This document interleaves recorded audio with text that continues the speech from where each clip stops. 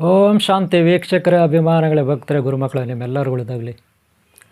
ಅಯೋಮಯಂ ಜಗನ್ನಾಥಂ, ಅಯೋಮಯಂ ಜಗನ್ನಾಥಂ, ಮಾಯಾ ಮಾಯಾ ಮಾಯಾ ಬಜಾರ್. ಇದೊಂದು ಮಾಯಾ ನಗರ, ಮಾಯಾ ಪ್ರಪಂಚ. ಅಯೋಮಯಂ ಜಗನ್ನಾಥಂ, ಅಯೋಮಯಂ ಜಗನ್ನಾಥಂ. ಇಲ್ಲೇನು ನಡೀತದೆ, ಯಾರ್ಯಾರು ಅವ್ರವ್ರು ಇಷ್ಟ ಬಂದಾಗ ಒಬ್ಬೊಬ್ಬರು ಒಂದೊಂದು ರೀತಿ ತಿಕ್ಕಲ್ಲಾಗ ಆಡ್ತಾರೆ.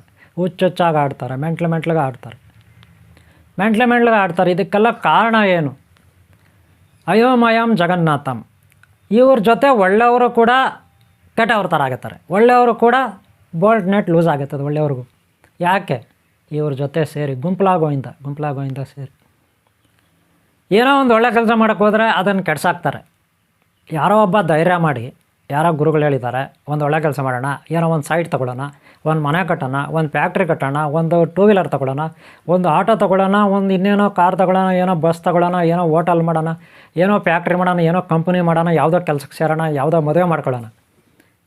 ಎಲ್ಲರಲ್ಲೂ ಒಂದೊಂದು ತಾಪತ್ರೆ ಇರುತ್ತೆ. ಆದರೆ ಮಾಡ್ಕೊಳ್ಳೋಕ್ಕೆ ಕಷ್ಟಪಡ್ತಾರೆ ಕೆಲವರು, ಶ್ರದ್ಧೆಯಿಂದ ಕಷ್ಟಪಡ್ತಾರೆ. ಹಗಲು ಇರುಳು ಯೋಚನೆ ಮಾಡಿ, ದುಡ್ಡು ಸಂಪಾದನೆ ಮಾಡಿ, ಆಸ್ತಿ ಸಂಪಾದನೆ ಮಾಡಿ, ಕಷ್ಟಪಟ್ಟು ದುಡ್ದು ಇಟ್ಕೊತಾರೆ.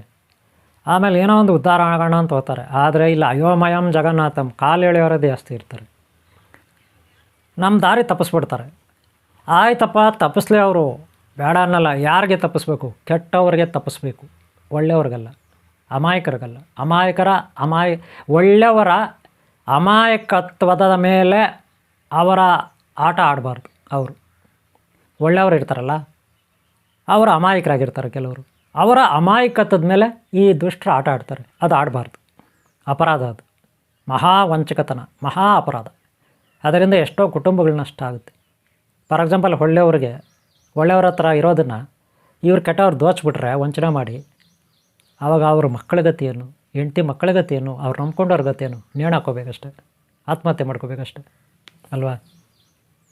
ಈ ಪ್ರಪಂಚ ಪ್ರತಿ ಕ್ಷಣ ಅಯೋಮಯಂ ಜಗನ್ನಾಥಂ ಕೆಡಿಸ್ಬಿಡ್ತಾರೆ, ಡೈವರ್ಟ್ ಮಾಡಿಬಿಡ್ತಾರೆ ನಮ್ಮ ಮೈಂಡ್. ನಾವೆಲ್ಲ ಒಳ್ಳೆ ಆಲೋಚನೆ ಮಾಡ್ತೀವಿ, ಒಳ್ಳೆ ಪ್ಲ್ಯಾನಿಂಗ್ ಮಾಡ್ಕೊಳ್ತೀವಿ, ಒಳ್ಳೆ ವ್ಯವಸ್ಥೆ ಮಾಡ್ಕೊತೀವಿ, ಅದಕ್ಕೆ ಇದನ್ನು ಕೆಡಿಸ್ಬಿಡ್ತಾರೆ ಅಕ್ಕಪಕ್ಕ ಇರೋರು. ಆದರೆ ನಾವು ಹುಷಾರಾಗಿರಬೇಕು. ಎಷ್ಟಂತ ಹುಷಾರಾಗಿರೋದು? ಸಾಧ್ಯನೇ ಇಲ್ಲ ಅಂತೀರಾ? ಇದೆ. ಆದರೆ ನಾವು ಪ್ರಯತ್ನ ಪಡಬೇಕು, ಪ್ರಾಕ್ಟೀಸ್ ತೊಗೋಬೇಕು, ಟ್ರೈನಿಂಗ್ ಮಾಡಬೇಕು. ಯಾವ ರೀತಿ? ಜೀವನದಲ್ಲಿ ಕಲಿಯೋದು, ಪೇಷನ್ಸು, ತಾಳ್ಮೆ, ವಿವೇಚನೆ, ಆಲೋಚನೆ ಅಲ್ವಾ? ಇದಕ್ಕೊಂದು ಎಕ್ಸಾಂಪಲ್ ಕೊಡ್ತೀನಿ ನಾನು. ಮಹಾಬಲಶಾಲಿ ರಾವಣ, ಮಹಾನ್ ಬಲಶಾಲಿ ರಾವಣ, ಆತನಿಗೆ ಅಯೋಮಯಂ ಜಗನ್ನಾಥಂ ಆಗಾಯಿತು. ಮಾಯೆ ಅನ್ನೋದು ಈ ಜಗತ್ತಿನಲ್ಲಿ ಆಟ ಆಡಿಸ್ಬಿಡ್ತು. ಸಾಮಾನ್ಯ ಮನುಷ್ಯರಿಗೆ, ಸಾಮಾನ್ಯ ರಾಜರಿಗೆ, ಮಹಾರಾಜರಿಗೆ, ಯೋಗಿಗಳಿಗೆ, ತಪಸ್ವಿಗಳಿಗೆ, ವೀರರಿಗೆ, ಶೂರರಿಗೆ ಮಾಯೆ ಆಟ ಆಡಿಸ್ತಾಳೆ. ನಾವೇನೂ ಆಕೆ ತಂಟೆಗೆ ಹೋಗಲ್ಲ, ಆಕೆಗೆ ಅವಮಾನ ಮಾಡಲ್ಲ, ಆಕೆಗೆ ಅಪಚಾರ ಮಾಡಲ್ಲ, ಏನಿಲ್ಲ. ಆಕೆ ಯಾರಂತ ನಮ್ಗೆ ಗೊತ್ತಿಲ್ಲ, ಸುಮ್ಮನೆ ಇರ್ತಾರೆ ಕೆಲವರು. ಆದರೂ ಈ ಮಾಯೆನಲ್ಲಿ ಸಿಕ್ಕಾಕೊಂಡು ನರಳ್ತಾರೆ. ಮಾಯೆ ಅಂದ್ರೇನು? ಇಲ್ಲಿನ ಕಷ್ಟಗಳು, ನಷ್ಟಗಳು, ಇವರು ವಂಚನೆ ಮಾಡ್ತಾರೆ, ಮೋಸ ಮಾಡ್ತಾರೆ. ಇದೇ ಮಾಯೆ ಅಂದರೆ. ನಾವು ಸದಾ ನರಳ್ತೀವಿ. ಎಷ್ಟು ಒಳ್ಳೆ ಥರ ಹೋಗ್ಬೇಕಾದ್ರು, ಎಷ್ಟು ಸಾಧನೆ ಮಾಡಬೇಕಂದ್ರು, ಎಷ್ಟು ಪ್ರಯತ್ನ ಪಟ್ಟರು, ಪ್ರತಿ ಸಾರಿ ನಮ್ಮ ಪ್ಲ್ಯಾನ್ಗಳು ಫೈಲರ್ ಆಗ್ತಾನೆ ಇರ್ತದೆ. ನಷ್ಟ, ಕರ್ಮ, ಹಣೆ ಬರ ಇದೇ ಆಗ್ಬಿಡುತ್ತೆ ಅಲ್ವಾ? ಹಂಗಾದ್ರೆ ಏನು ನಡೀತದೆ ಅಂದರೆ, ಅಯ್ಯೋ ಎಲ್ಲ ಮಾಯೆ ಸಿಕ್ಕಾಕೊಂಡಿದ್ವಿ. ಅಲ್ಲ, ನಾವೇನೂ ಅವಮಾನ ಮಾಡಲಿಲ್ಲ ಯಾರಿಗೂ. ಆ ಮಾಯೆಗೆ ಅವಮಾನ ಮಾಡಲಿಲ್ಲ, ಆ ಮಾಯೆಗೆ ಬೈಲಿಲ್ಲ, ಆ ಮಾಯೆಗೆ ಏನೂ ಅನ್ನಲಿಲ್ಲ, ಆ ಮಾಯ ತಂಟೆಗೆ ನಾವು ಹೋಗಲಿಲ್ಲ. ನಮ್ಮ ಪಾಡಗೆ ನಾವು ಏನೋ ತಿಂತೀವಿ, ಕುಡಿತೀವಿ, ಇದ್ದೀವಿ, ಏನೋ ಒಂದು ಕೆಲಸ ಕಾರ್ಯ ಮಾಡ್ಕೊಂಡಿದ್ದೀವಿ. ಆದರೂ ಇಷ್ಟೊಂದು ಕರ್ಮಗಳು, ಕಷ್ಟಗಳು, ಇದು ಬರಹ ಯಾಕಪ್ಪ ಬೇಕಿತ್ತು? ಇದೆಲ್ಲಿಂದ ಬರುತ್ತೆ? ಆ ಮಾಯೆ ಯಾಕೆ ನಮ್ಮನ್ನು ಕಾಡ್ತಾಳೆ ಅನ್ನೋದು ಒಂದು ಪ್ರಶ್ನೆ ಇರುತ್ತೆ ಅಲ್ವಾ?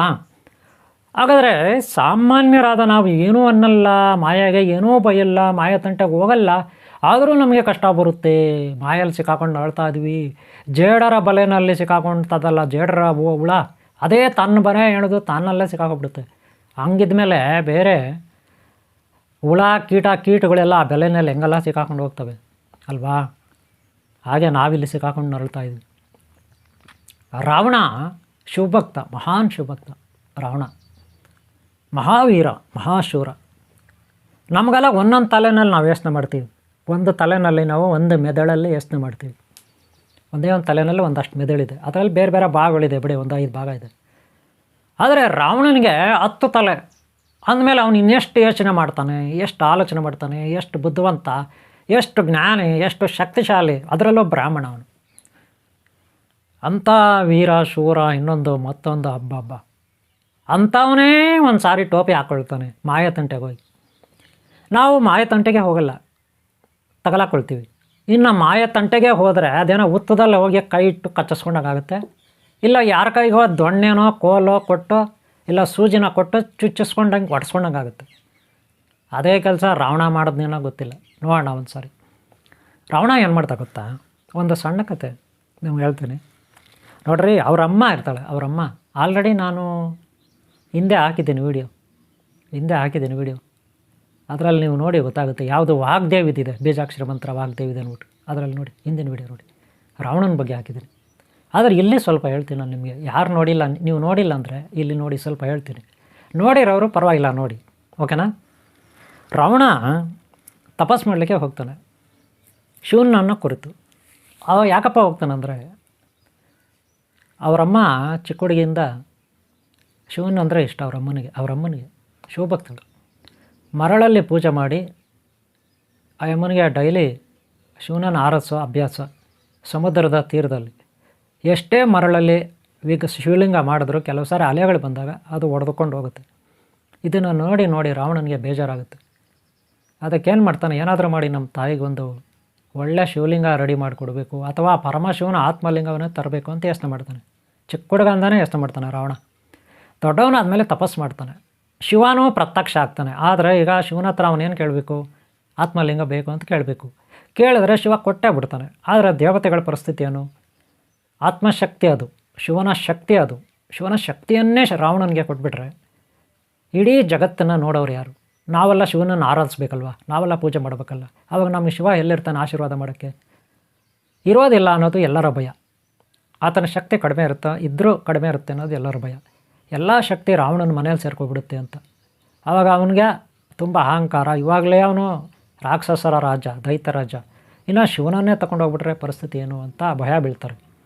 ಅದಕ್ಕೆ ಏನಾದರೂ ಮಾಡಿ ಪ್ಲ್ಯಾನ್ನ ಮುರಿದಾಗಬೇಕು ಅಂತ ಪ್ಲ್ಯಾನ್ ಮಾಡ್ತಾರೆ. ಅದಕ್ಕೆ ಬ್ರಹ್ಮಾಜಿ, ಸರಸ್ವತಿ, ಅನಂತ ಪದ್ಮಾವತಿ, ಅನಂತ ಲಕ್ಷ್ಮಿ, ಅನಂತ ಪದ್ಮನಾಭ ಸ್ವಾಮಿ, ಶ್ರೀಮನ್ನಾರಾಯಣ, ವಿಘ್ನೇಶ್ವರ, ಕುಮಾರಸ್ವಾಮಿ ಶಕ್ತಿ ಎಲ್ಲ ಋಷಿಮುನಿಗಳು ಸೇರ್ಕೊಬಿಟ್ಟು ಒಂದು ಮೀಟಿಂಗ್ಗೆ ಕೊಳ್ತಾರೆ. ಆವಾಗ ಗಣಪತಿ ಒಂದು ಐಡಿಯಾ ಹೇಳ್ತಾನೆ. ರಾವಣ ವರ ಕೇಳೋ ಟೈಮ್ಗೆ ಶಿವನ ಜೊತೆಯಲ್ಲಿ ಪಾರ್ವತಿ ಜಗನ್ಮಾತೆಯನ್ನು ನಮ್ಮ ತಾಯಿನ ಕಳಿಸ್ಬೇಕು ಅಂತ ಹೇಳ್ತಾನೆ. ಅದೇ ರೀತಿ ಶಿವ ಪಾರ್ವತಿ ಬರ್ತಾರೆ. ಎಲ್ಲಿಗೆ? ರಾವಣ ತಪಸ್ ಮಾಡ್ತಾನಲ್ಲ ಅಲ್ಲಿಗೆ. ಆತನ ಮುಂದೆ ನಿಂತ್ಕೊತಾರೆ. ಆತ ವರ ಕೇಳಕ್ಕೆ ಹೋಗ್ತಾನೆ. ಏನು ಕೇಳಬೇಕು? ನಮಗೆ ಆತ್ಮಲಿಂಗ ಬೇಕು, ಶಿವನೇ ಕೊಡು, ನಿನ್ನ ಆತ್ಮಲಿಂಗ ಕೊಡು, ನಮ್ಮ ತಾಯಿ ಪೂಜೆ ಮಾಡಬೇಕು ಅಂತ ಕೇಳಬೇಕು. ಅದು ಇವಾಗ ಪ್ಲ್ಯಾನಿಂಗ್ ಇರೋದು ಒಂದು, ಅದಕ್ಕೆ ತಪಸ್ ಮಾಡ್ತಾರೋದು. ಆದರೆ ಶಿವ ಪಾರ್ವತಿ ಬಂದ ತಕ್ಷಣ ಪಾರ್ವತಿಯನ್ನು ನೋಡಿ ಅವನಿಗೆ ಮರಳಾಗ್ಬಿಡ್ತಾನೆ. ಆಗಲೇ ಹೇಳಿದೆ ನಾನು, ಮಹಾಮಾಯೆ ಅಲ್ಲ ಜಗನ್ಮಾತೆ ಪಾರ್ವತಿ ಅದು ಎಲ್ಲಿದ್ದಾಳೋ, ಮಾಯೆ ಎಲ್ಲಿದ್ದಾಳೋ, ಯಾರು ಎಲ್ಲಿದ್ದಾರೋ ನಮ್ಗೆ ಗೊತ್ತಿಲ್ಲ. ನಾವೇ ಇಲ್ಲಿ ಒದ್ದಾಡ್ತಾ ಇದ್ದೀವಿ ಸಿಕ್ಕಾಕೊಂಡು ಇಲ್ಲವಿಲ್ಲ ಅಂತ. ಹಂಗಿರೋವಾಗ ಮುಂದೆನೇ ಬಂದು ನಿಂತ್ಕೊಬಿಟ್ರೆ ಅವಾಗೇನು ಮಾಡಬೇಕು? ಜಗನ್ಮಾತೆ ಮಹಾಮಾಯೆ, ಪಾರ್ವತಿ ಮಹಾಲಕ್ಷ್ಮಿ ಮಹಾಮಾಯೆ, ಸುರಪೂಜಿತೆ ಶ್ರೀಚಕ್ರೇ ಗದಾಹಸ್ತೆ, ಶಂಖಚಕ್ರ ಗದಾಹಸ್ತೆ, ನಮೋಸ್ತುತೆ ಹಿಂಗೆ ಹೇಳ್ಕೊಂಡು ಏನೋ ಒಂದು ನಮಸ್ಕಾರ ಮಾಡಿ ವರ ಪಡ್ಕೋಬೇಕು. ಅದು ಜಾಣತನ ಅಲ್ವಾ?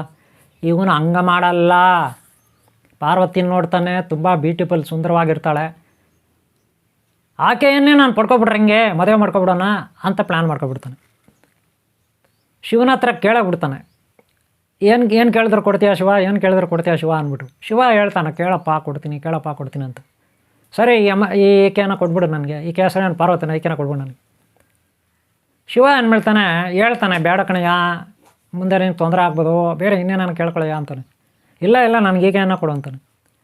ಆದರೆ ಶಿವ ಒಂದು ಕಂಡೀಷನ್ ಆಗ್ತಾನೆ. ಆಯಿತು ಕೊಡ್ತೀನಿ, ಹಿಂದಕ್ಕೆ ತಿರುಗಿ ನೋಡಬಾರ್ದು, ನೀನು ಹಿಂದಕ್ಕೆ ತಿರುಗಿ ನೋಡಬಾರ್ದು, ಮನೆಯವರೆಗೂ ಹಿಂದಕ್ಕೆ ತಿರುಗಿ ನೋಡಬಾರ್ದು, ಮನೆಗೆ ಹೋಗೋವರೆಗೂ ಅಂತ ಹೇಳ್ಬಿಡ್ತಾನೆ. ಆಯಿತು ಅಂತ ಒಪ್ಕೊಳ್ತಾನೆ. ಅವನು ಕರ್ಕೊಂಡು ಹೋಗ್ತಿರ್ತಾನೆ. ಈಗ ಪ್ಲ್ಯಾನ್ 1 ಸಕ್ಸಸ್ ಆಯಿತು.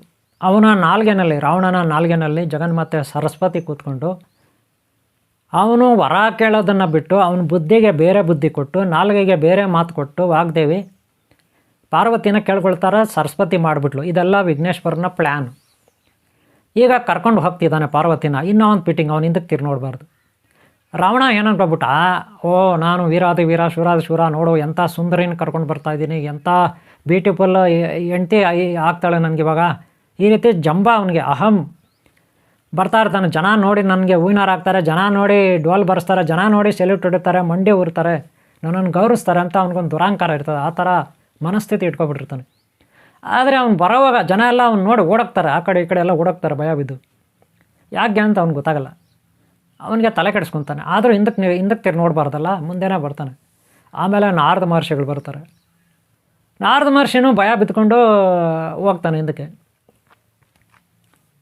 ಆಮೇಲೆ ಕೇಳ್ತಾನೆ ರಾವಣ ನಾರದ ಮಹರ್ಷಿಗೆ, ಗುರುಗಳೇ ಏನಿದು, ಜನ ನನ್ನನ್ನು ನೋಡಿ ಗೌರವ ಕೊಡಬೇಕು, ಚಪ್ಪಾಳೆ ತಟ್ಟಬೇಕು, ಮಂಡೆ ಊರಬೇಕು, ಅದು ಬಿಟ್ಟು ಎಲ್ಲ ಓಡೋಗ್ತಾವ್ರಲ್ಲ ಯಾಕೆ ಅಂತ. ಅವಾಗ ರಾವಣ ಹೇಳ್ತಾನೆ, ಇನ್ನೇನು ಮಾಡ್ತಾರೆ, ನೀನು ನೋಡಿ ಕರ್ಕೊಂಡು ಬಂದಿದ್ದು ಯಾರನ್ನ ಅಂತ ಅಂತಾನೆ. ಯಾರನ್ನ ಕರ್ಕೊಂಡು ಬಂದಿದ್ದೀನಿ, ಒಳ್ಳೆ ಸುಂದರಿನ ಕರ್ಕೊಂಡು ಬಂದಿದ್ದೀನಿ, ಮದುವೆ ಮಾಡ್ಕೊಳ್ತೀನಿ ನಾನು ಅಂತಾನೆ. ಇಲ್ಲ ಅಪ್ಪ ಒಂದು ಸಾರಿ ನೋಡಯ್ಯ ನೀನು ಹಿಂದಕ್ಕೆ ತಿರುಗಿ ಅಂತಾನೆ ರಾವಣ. ಇಲ್ಲ ಒಳ್ಳೆ ಸುಂದರಿನ ಕರ್ಕೊಂಡು ಬಂದಿರೋ ನಾನು ಹಿಂದಕ್ಕೆ ತಿರುಗಿ ನೋಡೋಂಗಿಲ್ಲ, ಶಿವ ಹೇಳಿದ್ದಾನೆ ನೋಡಬೇಡ ಅಂತಾರೆ.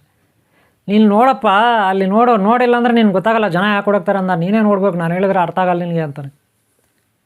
ಹೌದಾ ಅಂದ್ಬಿಟ್ಟು ಹಿಂದಕ್ಕೆ ತಿರ್ಗಿ ನೋಡ್ತಾನೆ. ಹಿಂದಕ್ಕೆ ನೋಡಿದ್ರೆ ಅಪ್ಪ ನಾಲ್ಗೆ ಎಷ್ಟು ವಿಧ ತಕ್ಕೊಂಡು, ಕೂದಲು ಹಿಂಗೆ ಬಿಟ್ಕೊಂಡು, ಇಡೀ ಕುತ್ತಿಗೆಯಲ್ಲಿ ತಲೆ ಬುರುಳುಗಳು ಹಾಕ್ಕೊಂಡು, ಅರ್ಧಂಬರ್ಧ ಬಟ್ಟೆ ಹಾಕ್ಕೊಂಡು, ಕಪ್ಪು ಕಲ್ಲರು, ಬ್ಲ್ಯಾಕ್ ಕಲ್ಲರು, ಕಣ್ಣುಗಳು ವಿಚಿತ್ರವಾಗಿ, ಮುಖ ವಿಚಿತ್ರವಾಗಿ. ಅಪ್ಪ ಅದು ನೋಡಿ ರಾವಣನಿಗೆ ತಲೆ ಕೆಟ್ಟೋಗುತ್ತೆ. ಮಹಾಕಾಲಿ, ಮಹಾಮಾಯೆ, ಭಯಾನಕ ಮಾಯೆ. ರಾವಣನ ಬುದ್ಧಿ ಏನಾಯ್ತಾ ಗೊತ್ತಿಲ್ಲ, ಅವನು ಜ್ಞಾನ, ಯೋಗಶಕ್ತಿ, ತಪಶಕ್ತಿ, ಇನ್ನೊಂದು ಶಕ್ತಿ, ಮತ್ತೊಂದು ಶಕ್ತಿ ಎಲ್ಲ ಕುಸ್ತಿ ಬಿದ್ದಾಗುತ್ತೆ. ಇನ್ನೇನಾಗುತ್ತೆ, ಮಹಾಮಾಯನ್ನೇ ಹೆಂಡ್ತಿ ಮಾಡ್ಕೊಳಕ್ಕೆ ಹೋದ್ರೆ ಏನಾಗುತ್ತೆ ಹೇಳಿ. ಅವನಿಗೆ ಯಾಕೋ ತುಂಬ ಫೀಲ್ ಆಗುತ್ತೆ, ಬೇಜಾರಾಗುತ್ತೆ, ತುಂಬ ಕೋಪ ಬರುತ್ತೆ, ಚಿಕ್ಕಪಟ್ಟೆ ಕಿರ್ಚಾಡ್ತಾನೆ, ಕೂಗಾಡ್ತಾನೆ, ನನಗೆ ಮೋಸ ಮಾಡಿಬಿಟ್ರು ದೇವತೆಗಳು ಅಂದ್ಬಿಟ್ಟು ಏನೇನೋ ಮಾಡ್ತಾನೆ, ಬಿಡಲ್ಲ. ಆವಾಗ ದೇವತೆಗಳು ಇವರೆಲ್ಲ ಬಂದು, ಏನಯ್ಯ ನಿನ್ನ ಗಲಾಟೆ, ಯಾಕಯ್ಯ ಗಲಾಟೆ ಅಂತ ಇವರೆಲ್ಲ ಬರ್ತಾರೆ. ಇವನು ನ್ಯಾಯ ಪಂಚಾಯತ್ ಎಲ್ಲ ಇಟ್ಕೊಬಿಡ್ತಾನೆ, ಇವ್ರನ್ನ ಸೇರಿಸ್ಬಿಟ್ಟು ಇರ್ತಾರಲ್ಲ ಶುಕ್ರಾಚಾರ್ಯ ಇವ್ರ ಗುರುಗಳು, ಅವರು ಇನ್ನೂ ಯಾರು ದೊಡ್ಡ ದೊಡ್ಡ ಮನುಷ್ಯರು ಅವನ ಕಡೆಯವ್ರು ಇರ್ತಾರಲ್ಲ, ಅವನ ಕಡೆಯವರು ಈ ಕಡೆಯವರು ಆ ಕಡೆಯವರೆಲ್ಲ ಸೇರ್ಕೊಬಿಡ್ತಾರೆ. ಶಿವ ಮೋಸ ಮಾಡಿಬಿಟ್ಟ ಅಂತ. ಆಮೇಲೆ ಹೇಳ್ತಾರೆ, ಶಿವ ಎಲ್ಲಯ್ಯ ಮೋಸ ಮಾಡಿದ್ದಾನೆ, ನೀನು ಕೇಳಿದೀಯಾ, ಬೇಡ ಅಂದರೂ ಕೇಳಿದ್ಯಾ, ಕರ್ಕೊಂಡು ಹೋಗಿದ್ಯಾ. ಶಿವ ಏನು ಹೇಳ್ದಾನೆ, ಹಿಂದಕ್ಕೆ ತಿರ್ಗಿ ನೋಡಬೇಡ ಅಂತ ಹೇಳಿದ್ದಾನೆ. ಹೌದಾ ಇಲ್ವೋ, ನೀನು ಯಾಕೆ ಹಿಂದಕ್ಕೆ ತಿರ್ಗಿ ನೋಡಿದೆ ಅಂತ. ಇಲ್ಲ ಶಿವ ಮೋಸ ಮಾಡಿದ್ದಾನೆ, ಯಾಕಂದರೆ ಅವ್ನ ಬುದ್ಧಿಗೆ ಎಷ್ಟು ಒಳ್ಳೇದಾದರೂ ತಲೆಗೆ ಹತ್ತಾ ಇಲ್ಲ. ಮಾಯ ಅನ್ನೋದು ಸೇರ್ಕೊಬಿಟ್ಟಿದೆ. ಅಲ್ಲ, ಮಾಯ ಎಲ್ಲೋ ಇದ್ದಾಳೆ ನಮಗೆ ಗೊತ್ತಿಲ್ಲ, ನಾವಿಷ್ಟು ಕಷ್ಟ ಅನುಭವಿಸ್ತಾ ಇದ್ವಿ. ಈ ಮನುಷ್ಯ ಒಟ್ಟು ಮಾಯನೇ ಹಿಂದ್ಗಡೆ ಕರ್ಕೊಂಡು ಹೋಗ್ಬಿಟ್ರೆ ಇನ್ನೇನೆಲ್ಲ ಬುದ್ಧಿ ಕೆಟ್ಟೋಗ್ತದೆ, ಅವನಿಗೆ ತಲೆ ಕೆಟ್ಟೋಗ್ತದೆ. ಯೋಚನೆ ಮಾಡಿ ನೋಡ್ರಿ, ಎಷ್ಟು ವೀಕ್ ಆಗ್ತಾನೆ ಅವನು ಅಲ್ವಾ. ಎಷ್ಟು ಅವನ ಆತ್ಮಶಕ್ತಿ ಕುಂದಿ ಹೋಗುತ್ತೆ, ಯೋಗಶಕ್ತಿ ಕುಂದಾಗುತ್ತೆ, ತಪಶಕ್ತಿ ಕುಂದಾಗುತ್ತೆ. ಅವನು ಮಹಾಶಿವಭಕ್ತ, ಅವನು ಎಲ್ಲ ನಾಶ ಆಗೋಯ್ತು, ಅವನು ಜೀರಾಗಿ ಬಂದ್ಬಿಟ್ಟ, ಅವನಲ್ಲಿ ಏನಿಲ್ಲ. ಈಗ ಇನ್ನೇನಾಗುತ್ತೆ, ಬುದ್ಧಿಯಲ್ಲಿರುತ್ತೆ ಅಲ್ವಾ. ಆಮೇಲೆ ಹೇಳ್ತಾರೆ ದೇವತೆಗಳು, ಅವನು ಎಷ್ಟು ಹೇಳಿದ್ರು ಕೇಳಲ್ಲ, ತಿಕ್ಕಲಾಗ ಆಡ್ತಿರ್ತಾನೆ ರಾವಣ. ಫೈನಲಾಗಿ ಹೇಳ್ತಾರೆ ಏನಂತಂದರೆ, ಒಂದು ಕೆಲಸ ಮಾಡಯ್ಯ ನೀನು, ಪಾತಾಳ ಲೋಕದಲ್ಲಿ ಪಾರ್ವತಿನ ಬಚ್ಚಿಟ್ಬಿಟ್ಟಿದ್ದಾರೆ. ಶಿವನ ಪಾರ್ವತಿನ ಅಲ್ಲಿಟ್ಬಿಟ್ಟಿರ್ತಾರೆ, ಹೋಗೋ ಅಲ್ಲಿಟ್ಟಿರ್ಬೋದು ಪಾತಾಳದಲ್ಲಿ, ಭೂಮಿ ಮೇಲೆ ಎಲ್ಲಿ ಇರೋಕ್ಕೆ ಗ್ಯಾರಂಟಿ ಇಲ್ಲ. ಈ ಅಮ್ಮ ಮಹಾಕಾಳಿ ಮಹಾಮಾಯ ಅಂತ ಇದೆಯಲ್ವ, ನಿನಗೆ ಬೇಕಾಗಿರೋ ಪಾರ್ವತಿ ತಾನೆ, ಹೋಗೋ ಪಾತಾಳದಲ್ಲಿ ಇರ್ಬೋದು ಅಂತ ಕಳಿಸ್ಬಿಡ್ತಾರೆ. ಹೌದಾ ಅಂದ್ಬಿಟ್ಟು ಇವ್ನು ಹುಡ್ಕೊಂಡು ಹೋಗ್ತಾನೆ ಪಾತಾಳಕ್ಕೆ. ಬಿಡಲ್ಲ, ಎಲ್ಲಿದ್ದರೂ ಬಿಡಲ್ಲ, ಹೇಳ್ಕೊಂಬತ್ತೀನಿ ಪಾರ್ವತಿನ ಅಂದ್ಬಿಟ್ಟು. ಅಲ್ಲಿ ಹೋಗಿ ನೋಡ್ತಾನೆ, ಇಲ್ಲಿ ಹೋಗಿ ನೋಡ್ತಾನೆ, ಆ ಕಡೆ ನೋಡ್ತಾನೆ, ಈ ಕಡೆ ನೋಡ್ತಾನೆ, ಆ ರಾಜ್ಯ ನೋಡ್ತಾನೆ, ಈ ರಾಜ್ಯ ನೋಡ್ತಾನೆ. ಎಲ್ಲಿ ನೋಡಿದ್ರು ಆ ಹೆಂಗ್ಸು ಈ ಹೆಂಗ್ಸು, ಆ ರಾಜ್ಕುಮಾರ್ ಈ ರಾಜ್ಕುಮಾರ್, ಯಾರು ನೋಡಿದ್ರು ಲಾಸ್ಟಿಗೆ ಒಬ್ಬಳು ಕಾಣಿಸ್ತಾಳೆ. ಇವನು ಮೊದಲು ಪಾರ್ವತಿನ ಹೆಂಗೆ ಕರ್ಕೊಂಡು ಬನ್ನು ಯಾವ ಥರ ಪೇಸ್ ಕಟ್ಟಿತ್ತೋ ಅದೇ ಥರ ಅಲ್ಲಿ ಒಬ್ಬಳು ಕಾಣಿಸ್ತಾಳೆ. ಆ ಯಮ್ಮನ್ನು ಎತ್ತಕೊಂಡು ಮದುವೆ ಮಾಡಿಕೊಂಡು ಗಲಾಟೆ ಮಾಡಿ, ಅಲ್ಲಿ ಇವ್ರ ಹತ್ರ ಯುದ್ಧ ಮಾಡಿ ಗಲಾಟೆ ಮಾಡಿ ಲಾಸ್ಟಿಗೆ ಮದುವೆ ಮಾಡ್ಕೊಬಿಡ್ತಾನೆ ಬಲಾತ್ಕಾರವಾಗಿ. ಆ ಯಮ್ಮ ಹೆಸರು ಏನು ಆಮೇಲೆ ಗೊತ್ತಾಗುತ್ತೆ. ಶುಕ್ರಾಚಾರ್ಯ ಹೇಳ್ತಾರೆ, ಏನಯ್ಯ ಮಾಡ್ದ ರಾವಣ ನೀನು ಅಂತ. ಗುರುಗಳೇ ನೋಡಿ, ಪಾರ್ವತಿನ ಮದುವೆ ಮಾಡ್ಕೊಬಿಟ್ಟಿದ್ದೀನಿ, ಪಾತಾಳದಲ್ಲಿ ಬಚ್ಚಿಟ್ಬಿಟ್ಟಿದ್ರು, ಎತ್ತಕೊಂಬಂದು ಮದುವೆ ಮಾಡ್ಕೊಬಿಟ್ಟಿದ್ದೀನಿ ಅಂತಾನೆ. ಆವಾಗ ಶುಕ್ರಾಚಾರ್ಯ ಹೇಳ್ತಾರೆ, ಮಂಕದಿಮ್ಮಿ ಹಾಗೆ ಪಾರ್ವತಿ ಅಲ್ಲ ಕಣು ಅಂತ ಹೇಳ್ತಾರೆ. ಪಾರ್ವತಿನೇ ನೋಡಿ, ಅಲ್ಲಿ ನಾನು ಯಾಕೆ ನನಗೆ ನನ್ನ ಕಣ್ಣುಗಳಲ್ಲಿ ನಾನೇ ಕರ್ಕೊಂಡು ಬಂದಿದ್ದು, ಹಿಂದ್ಗಡೆ ಶಿವನಿಂದ ಕರ್ಕೊಂಡು ಬಂದಿದ್ದೀನಿ, ಅವಳೇ ಇವಳು, ನೋಡು ಹಂಗೆ ಅದೇ ಅವಳೇ ಇವಳು ಅಂತ ಹೇಳ್ತಾನೆ. ಎಲ್ಲ ಪಾರ್ವತಿ ಥರ ಇರೋದಷ್ಟೇ, ಆಕೆ ಹೆಸರು ಮಂಡೋದರಿ ಅಂತಾನೆ. ಮಂಡೋದರಿ, ಹೌದು ಕಣೋ ಮಂಡೋದರಿ ಇಂಥವ್ರ ಮಗಳು, ಇಂಥ ಪಾತಾಳದಲ್ಲಿ ಇಂಥ ರಾಜನ ಮಗಳು, ನೀನು ಆಕೆನ ಕರ್ಕೊಂಡ್ಬಿಟ್ಟಿದ್ದೆ ನೋಡೋಕೆ ಹಂಗೆ ಇರೋದು, ಪಾರ್ವತಿ ಎಲ್ಲ ಕಣೋ ಮೋಸ ಮಾಡಿದ್ದಾರೆ ಅವರು ಅಂತ ಹೇಳ್ಬಿಡ್ತಾನೆ ಶುಕ್ರಾಚಾರ್ಯ. ಇವನಿಗೆ ಯಾಕೋ ಇನ್ನು ಕಟ್ಕೊಬಿಟ್ಟಿದ್ದೀನಲ್ಲ, ಆಯಮ್ಮನ ನೋಡೋಕೆ ಚೆನ್ನಾಗಿದ್ದಾಳೆ, ಇರಲಿ ಬಿಡು, ರಾಜ ಅಲ್ಲ ಇವನು, ಒಬ್ಬ ಹೆಂಡ್ತಿ ಆದ್ರೂ ಇಬ್ಬರಾದ್ರೇನು ಮೂವರಾದ್ರೇನು, ಈಗಾಗಲೇ ಎಷ್ಟು ಅವ್ರು ರಾಜರುಗಳಿರ್ತಾರೆ ಹೆಂಡ್ತಿರು. ಸರಿ, ಆಯಮ್ಮನ ಕರ್ಕೊಂಡು ಲಂಕೆಗೆ ಹೋಗಿ ಅಲ್ಲಿ ಬಿಟ್ಬಿಟ್ಟು ಅರಮನೆಯಲ್ಲಿ ಮತ್ತೆ ತಪಸ್ಸಾಧನೆ ಸ್ವಲ್ಪ ದಿನ ಇದ್ಬಿಟ್ಟು ಆಮೇಲೆ ಮತ್ತೆ ತಪಸ್ಸಾಧನೆ ಶುರು ಮಾಡ್ತಾನೆ. ಯಾಕಂದರೆ ಅವ್ರ ಅಮ್ಮನಿಗೆ ಆತ್ಮಲಿಂಗ ಏನಾಗಲಿ ತರಬೇಕು ಅಂದ್ಬಿಟ್ಟು. ಮತ್ತೆ ಶಿವ ಪ್ರತ್ಯಕ್ಷ ಆಗಲ್ಲ. ಇವನು ಯಾವಾಗ ಇದೊಂದು ಕಾಟ ಇದೊಂದು ಗೊಡವೆ ಅಂದ್ಬಿಟ್ಟು ಶಿವ ಇವನು ಎಷ್ಟು ಗಲಾಟೆ ಮಾಡಿದ್ರು ಎಷ್ಟು ತಪಸ್ಸು ಮಾಡಿದ್ರು ಪ್ರತ್ಯಕ್ಷ ಆಗಲ್ಲ. ಇವನಿಗೆ ಪಿತ್ತ ನೆತ್ತಿಗೇರ್ಬಿಡುತ್ತೆ. ಇಡೀ ಹಿಮಾಲಯ ಪರ್ವತವನ್ನೇ ಅಲ್ಲಾಡ್ಸೋಕೆ ಹಿಡಿತಾನೆ, ಎತ್ಬಿಡ್ತಾನೆ ಕೆಳಗಡೆ ಈ ಕಡೆ ಆ ಕಡೆ ಅಲ್ಲಾಡಿಸಿ. ಇವನು ಮಹಾಬಲಶಾಲಿ, ತುಂಬ ದೊಡ್ಡದ ಅಷ್ಟ ಮಹಾಸಿದ್ಧಿಗಳು ಗೊತ್ತು ಇವನಿಗೆ, ಹೈಟ್ ಬೆಳಿತಾನೆ, ಅಲ್ಲಾಡಿಸ್ಬಿಡ್ತಾನೆ. ಆದರೆ ಇವನು ಎಲ್ಲ ಪಾರ್ವತಿ ತಂಟೆಗೆ ಹೋಗಿ ಎಲ್ಲ ಕಳ್ಕೊಬಿಟ್ಟಿರ್ತಾನೆ. ಮತ್ತು ಇವಾಗ ಎಲ್ಲಿಂದ ಬಂತು ಅಂತ ನೀವು ಕ್ವಶನ್ ಕೇಳ್ಬೋದು. ಶಕ್ತಿ ಆವಾಗಲೇ ಜೀರೋ ಹೋಗಿದ್ದಾನೆ ಅಂತ ಹೇಳಿದ್ದೆ, ಇವಾಗ ಎಲ್ಲಿಂದ ಬಂತು ಅಂತ ಕೇಳ್ಬೋದು. ಹೌದು, ಮಂಡೋದರಿ ಪರಮ ಆದಿಶಕ್ತಿ ಪರಾಶಕ್ತಿ ಭಕ್ತಳು, ಆ ಶಿವಶಕ್ತಿ ಭಕ್ತಳು ಆಕೆ. ಆಕೆಗೆ ಪತಿವ್ರತೆ, ಆಕೆ ಮಹಾನ್ ಪತಿವ್ರತೆಯರಲ್ಲಿ ಆಕೆಯಲ್ಲೂ ಒಬ್ಬಳು, ಅಷ್ಟು ಭಕ್ತಳು ಆಕೆ, ದೈವ ಭಕ್ತಳು, ಶಿವಶಕ್ತಿ ಭಕ್ತಳು, ಗೊತ್ತಾಯ್ತಲ್ಲ. ಅದಕ್ಕೆ ಆಕೆಯ ಪುಣ್ಯಶಕ್ತಿ ಇವನಿಗೆ ಲಭಿಸಿರುತ್ತೆ.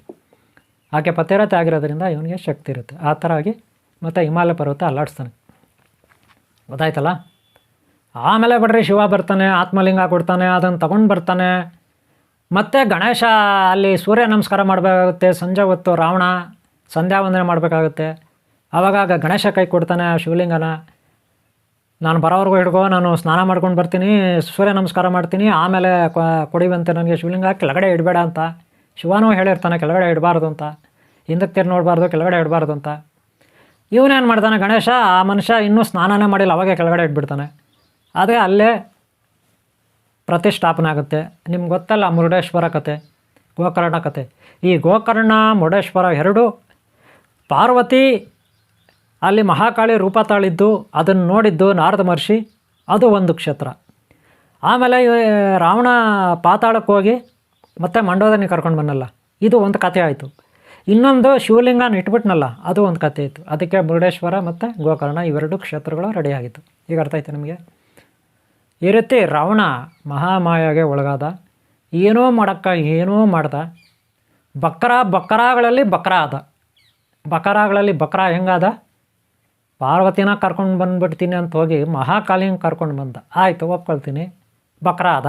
ಇನ್ನೊಂದು ಬಕರನಲ್ಲಿ ಬಕರ ಹೆಂಗಾದ ಅಲ್ಲ, ಮತ್ತೆ ಹೋಗ್ಬಿಟ್ಟು ಪಾರ್ವತಿ ಅಂದ್ಬಿಟ್ಟು ಮಂಡೋದರಿನ ಮಾಡ್ಕೊಬಿಟ್ಟ. ಅವ್ರ ಮಾತು ಕೇಳಿ ಬಕರಾಗಳಲ್ಲಿ ಬಕರ ಹಂಗಾಗೋದ ರಾವಣ. ಯಾಕಾದ, ಆ ಮಹಾಮಾಯ ಆಟ ಆಡಿದ್ರೆ ಏನು ಬೇಕಾದ್ರೂ ಎಂಥವ್ರನ್ನ ಹೆಂಗೆ ಬೇಕಾದ್ರೂ ಪಾತಾಳಕ್ಕೆ ತುಳಿತಾಳೆ, ಎಂಥವ್ರನ್ನ ಹೆಂಗೆ ಬೇಕಾದರೂ ಪಾತಾಳದಿಂದ ಮೇಲಕ್ಕೆ ಎತ್ತಾಳೆ. ಆ ಜಗನ್ಮಾತೆ ಮಹಾಮಾತೆ ಮಹಾಗುರು ವಿಶ್ವಗುರು ಅಕ್ಕ ಮಹಾದೇವಿ ರೂಪದಲ್ಲೂ ಕೂಡ ಬಂದಿದ್ಲು ಒಂದು ಸಾರಿ. ಅಲ್ಲಮ್ಮ ಪ್ರಭುವಿನ ಅಹಮ್ಮನ್ನು ಅಡಗಿಸಿದ್ಲಕ್ಕೆ. ಅಲ್ಲಮ್ಮ ಪ್ರಭು ಅಹಮ್ಮನೇ ಅಡಗಿಸ್ಬಿಟ್ಟಿಲ್ಲ ಅಂತ ಅವಳು ಜಗನ್ಮಾತೆ ಮಹಾಮಾಯಿ ಪಾರ್ವತಿ ಅಕ್ಕ ಮಹಾದೇವಿ ಅಂತ ಅನ್ಕೊಬಿಡಿ, ತಪ್ಪಾಗ್ಲಾರು. ಓಕೆನಾ. ಅಂಥ ಮಹಾಕಾಳಿ ಬೀಜಾಕ್ಷರ ಮಂತ್ರವನ್ನು ನಾನು ಕೊಡ್ತೀನಿ. ಈ ಬೀಜಾಕ್ಷರ ಮಂತ್ರ ನಾನು ಕೊಡ್ತೀನಿ. ಇದನ್ನು 48 ದಿನ ಪಠನೆ ಮಾಡಿ, ದಿನ 1000 ಜಪ ಆಗಬೇಕು. ಬೆಳಗ್ಗೆ ಎದ್ದ ಮೇಲೆ ನೀವು ಪೂಜೆ ಗೀಜೆ ಮಾಡಿ ಬೀಜಾಕ್ಷರ ಮಂತ್ರನ 10 ನಿಮಿಷ ಕೂತ್ಕೊಂಡು ಹೇಳ್ಕೊಳ್ಳಿ, ಒಂದು 250 ಸಾರಿ ಆಗುತ್ತೆ. ಆಮೇಲೆ 11:11ವರೆಗೆ ಹೇಳ್ಕೊಳ್ಳಿ, ಆಮೇಲೆ 12:15 ಮೇಲೆ, ಆಮೇಲೆ 2:15 ಮೇಲೆ, ಆಮೇಲೆ 5:15 ಮೇಲೆ, ಆಮೇಲೆ ರಾತ್ರಿ ಒಂದು 8:30 10 ಗಂಟೆಗೆ 5 ಸಾರಿ ದಿನಕ್ಕೆ ಹೇಳ್ಕೊಳ್ಳಿ. 48 ದಿನ ವ್ರತ ಮಾಡಿ. ಮಹಾಮಾಯ ಜಗನ್ಮಾತೆದು ಇದೇನಾದರೂ ನೀವು ಮಂತ್ರನ ಜಪ ಮಾಡಿ ಸಿದ್ಧಿ ಮಾಡ್ಕೊಬಿಟ್ರೆ ಇಡೀ ಜಗತ್ತು ನಿಮ್ಮ ಅಧೀನದಲ್ಲಿರುತ್ತೆ. ಅಂದರೆ ಜನಗಳು, ಪಕ್ಷಿಗಳು, ಪ್ರಾಣಿಗಳು, ಗ್ರಹ ತಾರೆಗಳೆಲ್ಲ ನೀವೇನು ಆಲೋಚನೆ ಮಾಡಿದ್ರೆ ಅದಾಗುತ್ತೆ. ನಿಮ್ಮ ಇಚ್ಛೆ ಅಂತ ಜಗತ್ತು ನಡೆಯುತ್ತೆ. ನೀವೇ ಮಹಾಮಾಯ, ನೀವೇ ಆಟ ಆಡಿಸ್ತೀರ. ಇದು ಮಹಾಮಾಯೆ ಮಹಾಕಾಳಿ ಪಾರ್ವತಿ ಮಂತ್ರ. ಈಗ ಅರ್ಥ ಆಯ್ತಲ್ಲ, ಮಹಾಮಾಯ ಮಂತ್ರ ಇದು. ಯಾರನ್ನ ಬೇಕಾದರೂ ನೀವು ಮಾಯ ಮಾಡ್ಬೋದು, ಮರಳು ಮಾಡ್ಬೋದು. ಅವ್ರ ಬುದ್ಧಿನ ಡೈವರ್ಟ್ ಮಾಡ್ಬೋದು. ಯಾರು ಶತ್ರುಗಳು ಇರ್ತಾರಲ್ಲ ಕೆಟ್ಟವರು, ಅವ್ರ ಬುದ್ಧಿನ ಡೈವರ್ಟ್ ಮಾಡ್ಬೋದು. ಅವ್ರು ಏನೋ ಮಾಡೋಕ್ಕೆ ಬಂದರೆ ನೀವೇನೋ ಮಾಡ್ಸಕ್ಬೋದು ಅವ್ರ ಕೈಯಲ್ಲಿ. ಅವ್ರು ಏನೋ ಮಾಡೋಕ್ಕೆ ಬರ್ತಾರೆ, ನೀವೇನೋ ಅವ್ರ ಕೈಯಲ್ಲಿ ಮಾಡಿಸ್ಬೋದು. ಏನೋ ಮಾಡಲು ಹೋಗಿ ಏನೋ ಮಾಡಿದೆ ನಾನು, ಏನೋ ಮಾಡಲು ಹೋಗಿ ಏನೋ ಮಾಡಿದೆ ನಾನು, ಹಂಗಾಗತ್ತದ ಕತೆ. ಅದಕ್ಕೆ ಈ ಬೀಜಾಕ್ಷರ ಮಂತ್ರ ತಗೊಳ್ಳಿ. ಡೈಲಿ 1000 ಜಪ 48 ದಿನ, ಭಾನುವಾರ, ಮಂಗಳವಾರ, ಹಾಗೆ ಶುಕ್ರವಾರ. ಓಕೆನಾ. ಯಾವುದು ಭಾನುವಾರ, ಮಂಗಳವಾರ, ಶುಕ್ರವಾರ. ಆದರೆ ಇಲ್ಲಿ ಗಮನಿಸಿ, ಈ ಮಂತ್ರ 48 ದಿನ ನೀವು ಪಠನೆ ಮಾಡಬೇಕಾದ್ರೆ ಬ್ರಹ್ಮಚರ್ಯ ಮುಖ್ಯ. ಏನು ಮುಖ್ಯ? ಬ್ರಹ್ಮಚರ್ಯ ಮುಖ್ಯ. 48 ದಿನ. ಓಕೆನಾ. ಎಷ್ಟು. ಆಮೇಲೆ ಇದನ್ನು ಯಂತ್ರ ರೂಪದಲ್ಲಿ ಬರೀಬೇಕಲ್ಲ, ಈ ಮಂತ್ರವನ್ನು ಯಂತ್ರದ ಒಳಗಡೆ ಹಾಕಬೇಕಲ್ಲ, ಯಂತ್ರದ ಒಳಗಡೆ. ಅದಕ್ಕೆ ನೋಡಿ ಈ ಮಂತ್ರ ಯಂತ್ರದ ಒಳಗಡೆ ಹಾಕಲಿಕ್ಕೆ ಈ ಮಂತ್ರ, ಪಠನೆ ಮಾಡಲಿಕ್ಕೆ ಆವಾಗಲೇ ಕೊಟ್ಟಿದ್ದ ಮಂತ್ರ. ಇವಾಗ ಯಂತ್ರದ ಒಳಗಡೆ ತಾಯ್ತದ ಒಳಗಡೆ ಹಾಕಲಿಕ್ಕೆ ಈ ಮಂತ್ರ.